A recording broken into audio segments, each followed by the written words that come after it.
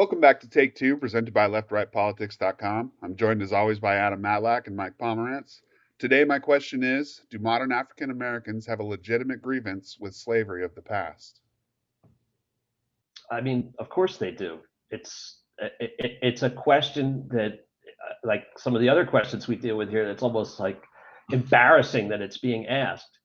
The idea that, first of all, police departments in their earliest form in this country were specifically created to gather up slaves who were trying to escape, trying to be free. And for all the years since then, there are ideas and traditions and concepts. And by the way, it includes Black police officers that I've encountered in my legal career. But those core concepts, and I'm not saying it's the only thing about policing, but it's a big part of it. So when we see these numbers of people who are being arrested and incarcerated, incredibly skewed against Black and brown people, it shouldn't be a surprise. It's a direct outgrowth of racism. So, that's the non-controversial take from the left. I just think, if we just say, look, racism is something that happened a very long time ago, and there's really no need for anybody to be upset about it now because it's been gone forever, and no one is alive now who was a slave, you're just like sweeping it under the carpet. It is a gigantic feature of this nation's history. It was an essential feature of how this nation was built and the power that it obtained. And to just ignore it is to allow all those undercurrents, all those ideas that have been left alone because people are too uncomfortable to confront them. It's just to let them continue. So they get passed on from generation to generation, and the prejudice survives. So we trace it back not to its source, but to a giant festering infection filled with poison and pus, and we have to go there. If we ignore it, we will continue to see the kind of unrest and division that we have today. Yeah, so I mean, the idea that our history doesn't shape where we're headed or it doesn't affect who we are now is obviously really just a misnomer. It's just not true. Obviously, the past decisions of our nation's leaders, its citizens, obviously have huge weight over what we have been and what we, where we might be going. I think from a personal standpoint, if I was somebody who had that history, now I have a long-standing history. My third great grandfather was Timothy Matlack. He was the scribe of the Continental Congress. He penned all 4 copies of the Declaration of Independence. He's in Independence Hall. There's a book on him called The American Patriot. He likely owned slaves. There's not a lot of evidence to suggest he was a brewer. He owned a brewery. He was big in Pennsylvania, actually. He was like almost a mayor or something of Pennsylvania. Whatever. Anyhow, the point being is that, if you want to look at history and now I have 2 sides though. I have family, my other side of my family, my mom's side. We came over here and she immigrated. She's a naturalized citizen. She came here and her parents were poor as nothing, had nothing. We're nothing. 6th grade, 8th grade education, had nothing. They weren't given a single thing. I'm not going to pretend like my family's heritage and my family's upbringing of me had nothing to do with who I am now. Obviously, there's a chain of that goes into reality, thus meaning that, I think somebody who sits there and be like, there were terrible wrongs committed against my great grandfather. It obviously has had an effect on my grandfather and my father and now me. Now, here's the better question, I think, is talking about what happened to my great grandfather a helpful thing? Is it it might be good to talk about, and especially when it becomes to specifics. Now, this is where it really gets important here. We're talking about race. We're talking about change. We're talking about how we want to make this country a better place. But we talk, and not just us, I'm talking about everybody. We talk in generalities all the time. We don't talk about specifics. We don't talk because, like I say, oh, that's difficult. And it's not to say that it shouldn't be done. As Mikey always points out, he's like, oh, just because it's difficult doesn't mean it shouldn't be done. Agreed. Totally right. Does that mean it's likely? Do I come at this from a pessimistic viewpoint of saying that very few things can be done by the government and by society in general? It's like this giant cruise ship that's stuck without a rudder, that can't move fast or do anything of meaning. I sometimes get caught in that slog. And here we are talking about race, the stuff that really matters. You know, my dad and I, we are difficult people at times. And people who know me, I'm sure they can relate to me saying that out loud. The point being, though, is that we actually like to talk about the difficult stuff. And there's a lot of people who don't. And you're talking about comfortability. Look, the race stuff is not comfortable to talk about. But even right now, I can understand and relate to the idea that there's merit, even be it small, talking about grievances and things like that to air them out and to move and to hopefully move past them.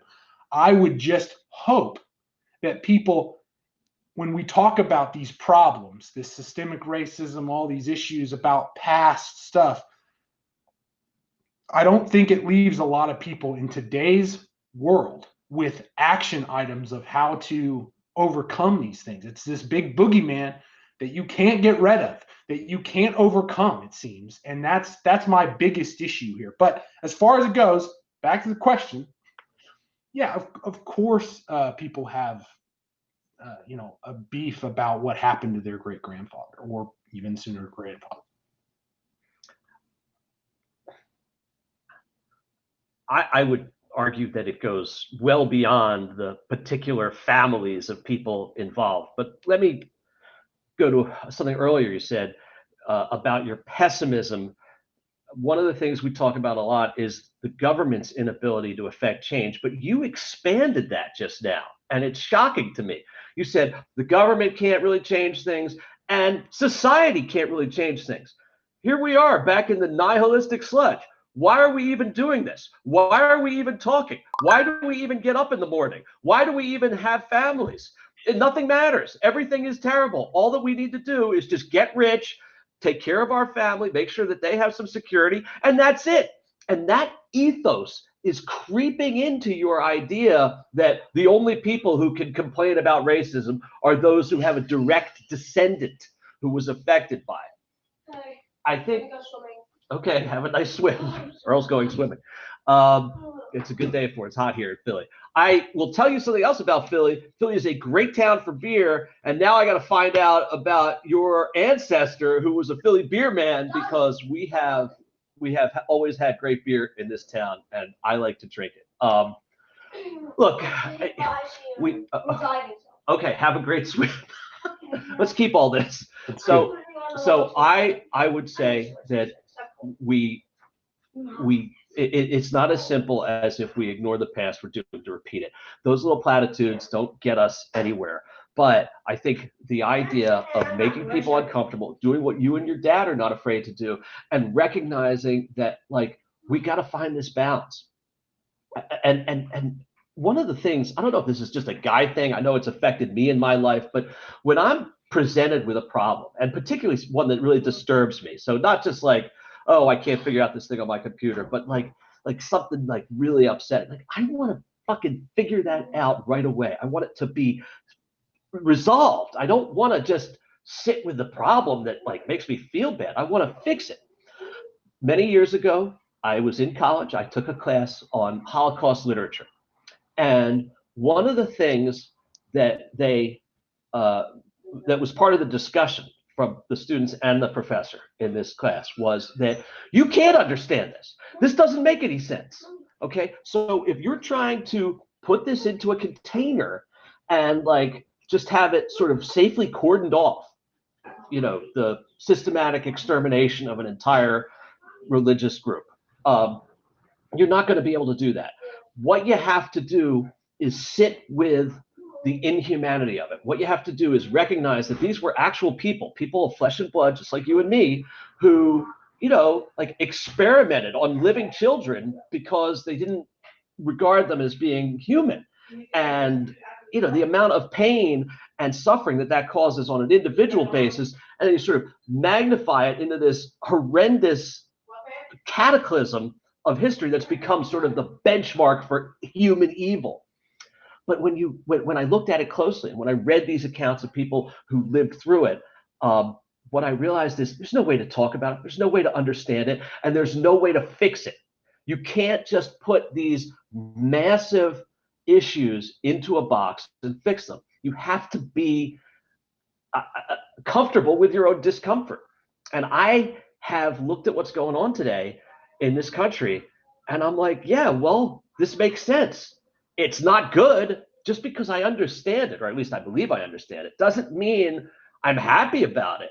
But the first thing that has to happen is there has to be a broad recognition. And, we're in a moment where that recognition of the evil that Americans did to other people in America, we haven't gotten there yet. Forget about trying to fix it. Like, there are still people out there, people with lots of power and lots of money, who believe that it's just not a thing. And that, like, once I could get to a point where people could start to break down that calcified prejudice, where they just think racism's not the thing anymore, slavery ended hundreds of years ago.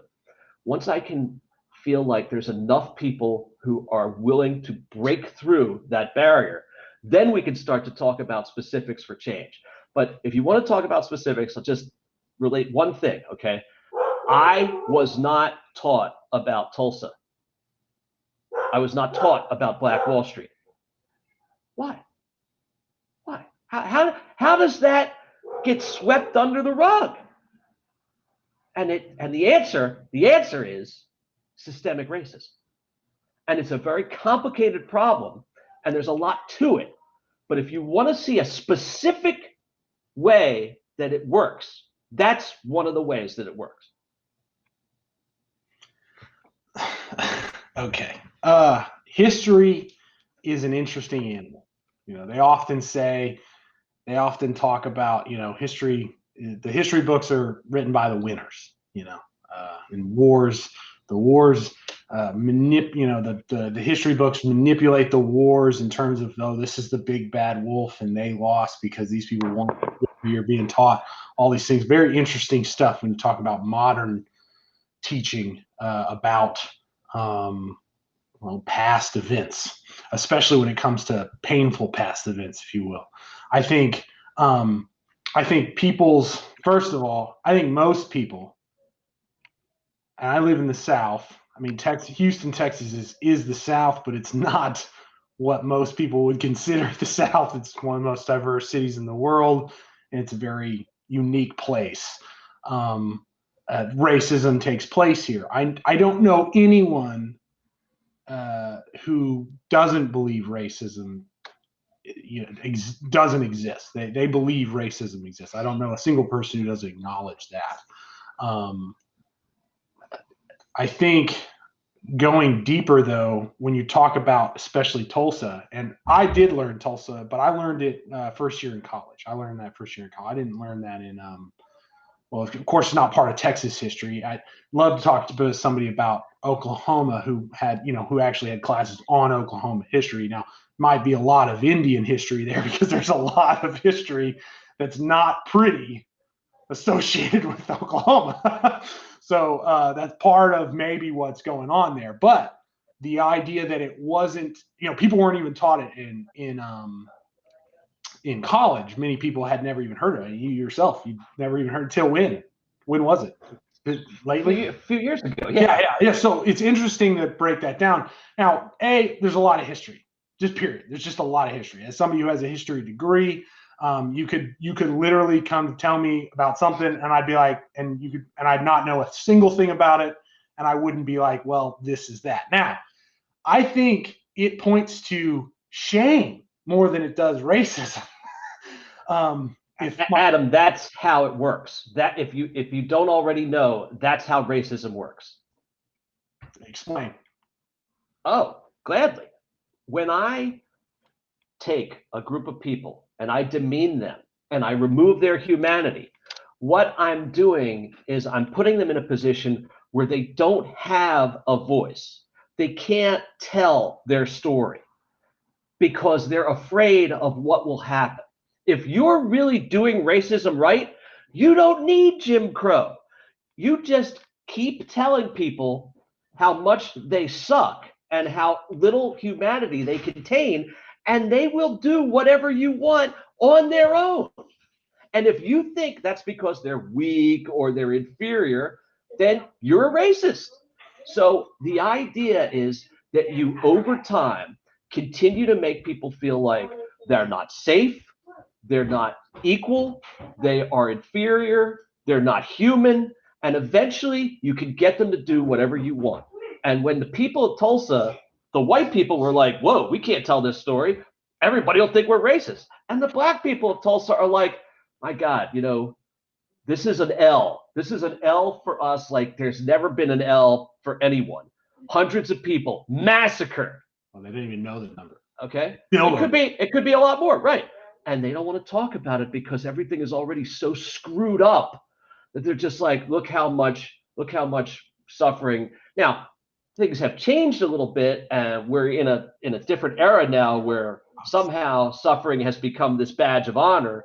It's just a question of like whether the suffering is, the press won't say nice things about me, and is that real suffering, or whether like, my grandfather was one of the people who was massacred, and is that real suffering? Those are two different kinds of suffering, but now it's become more. And this is a topic that Richard brings up, and I agree with completely. I mean, we live in a more accepting society of process and therapy and insight now. And so strength is not equated with silence and, you got to be like a colossus. Strength is now, I think, more equated with being insightful. And so, there are people who take it too far, like the president. But I think we are but I think we are in an era where people who have, I mean, like for years before Me Too, people would be raped or abused, and they would feel like, gosh, this is my fault. I'm not going to bring this up. And I think the African Americans' reluctance to demand that Tulsa and Greenwood and Black Wall Street becomes part of American history is in part the shame that you just talked about. But not the shame of the white people, the shame of the black people. So it's interesting. You break down that in too many ways. So the first way is that it's not a person who wrote the history books is probably not from Tulsa. First of all, the first thing is that the people who wrote, and there's a lot of history books. Let's just get that out there. And there's history books that have Black Wall Street and the massacre of Tulsa on, and some people call it the Tulsa riots. Now that's an even more interesting situation is when you try to. Most people know it as the Tulsa riots, not the massacre, the Tulsa massacre.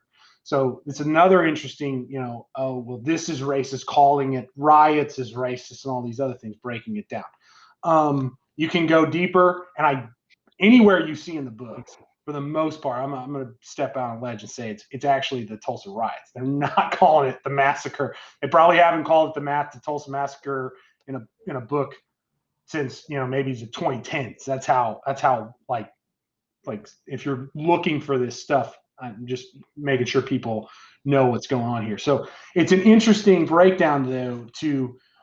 I don't credit society or groups of people to work well enough together to have this plan or purposeful meaning. Now, and what I mean by that is that like we all have our own individual biases, and some are more favor to others. I'm from Texas, right? So I inherently have been taught to believe that Texas is a superior state than Louisiana and Arizona and quite frankly everywhere. And that's by everyone around me has exudes this. Everybody leaves these other states and comes here. I was taught that, right? And I was taught that and reinforced that by many people, right? Including my parents. And it's an interesting breakdown when you start to try to figure out how history affects that. Now, I want to address the one thing here is that and this is a question. You say that it's systemic racism that we didn't learn, or some people didn't learn, or a significant amount of people didn't learn about the Tulsa massacre riots. And I'm saying is, how was that achieved and who decided it?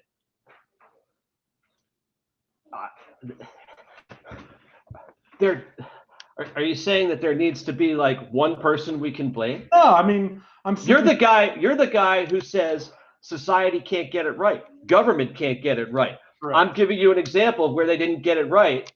No, so we're agreeing here that it's government that perpetuated that. No, it is a complex reaction to pain and trauma that in this country, particularly where the pain and trauma is related to race, we don't have the stomach for it. Because what we decided, and I'm not going to sit here and trash Lincoln, but what we decided at the end of the Civil War is it's better for us to try and be friends than to punish these people who took up arms against the United States. And that may have seemed like a very good decision at the time, but it set off this wave of acceptance and misinformation, fake news, that has continued to this day. And as much as Lincoln is an extraordinarily complicated and a guy who did so much for this country, that was a tremendous failure with whatever it was, with forgiveness and charity for all. I mean, people needed to be smacked down and people needed to be imprisoned for a long period of time. And that didn't happen. And so it gave a green light to this perpetuation of racial inferiority. And it's not one person who does it. I mean, if you want to trace it back to Lincoln, certainly the good outweighs the bad by 100 miles. But nobody's perfect, and this was a mistake that he made. So from a historical perspective, it's on record that Lincoln would have done anything to keep the Union together. That was his primary goal. In his own memoirs, he says it. He would even have not abolished slavery if he could keep the Union together. So it is what it is. Lincoln is a complicated figure when it's talking about history. Now, to try to, I guess it was a poor question. And that's on me. And we can wrap up because I know we have more to talk about. But I would say that as important as this conversation is, it's interesting to find us in a space where we are now, where the conversations are, and I guess that's the most alarming part. And maybe I've underplayed that in my own reality, around me, because I've had a lot of these conversations with a lot of people, and maybe a lot of people haven't.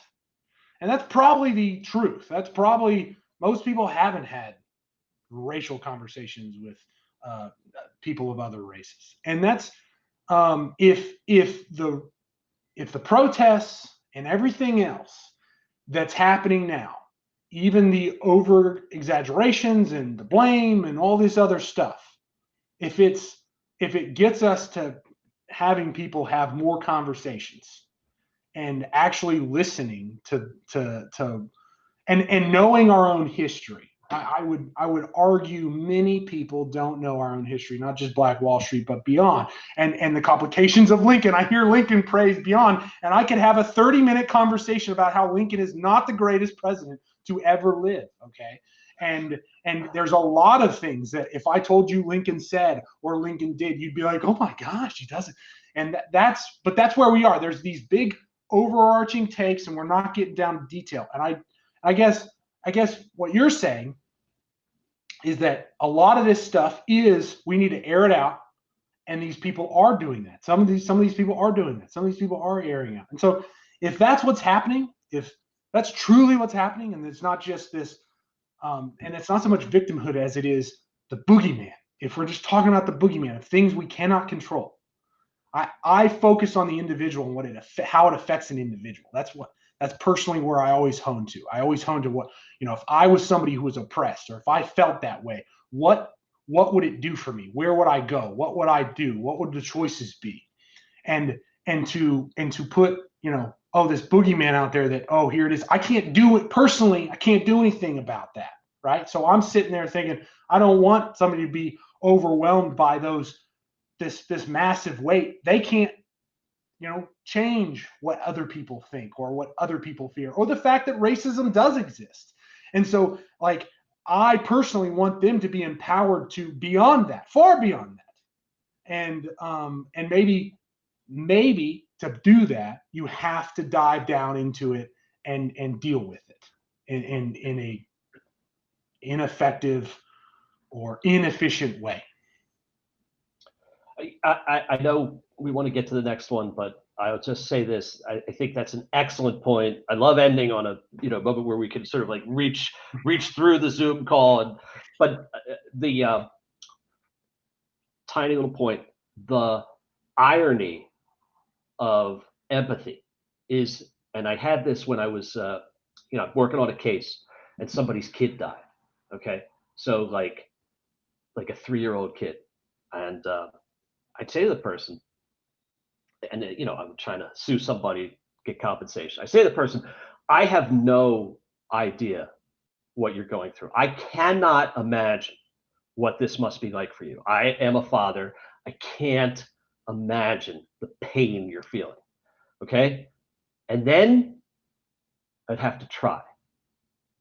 And that is the irony of empathy, where we must at the same time recognize that we'll never get it right. We'll never be able to feel exactly what they feel if we're this other, like white. But we have to try. Have to get enough information and have enough of an open heart and open mind to try. All right, that's all the time we have for today. Thank you both for your thoughts. If you enjoyed our discussion, be sure to like and subscribe below, and we'd love to hear from you in the comments. Thanks again, and be sure to join us for the next edition of Take Two, presented by leftrightpolitics.com.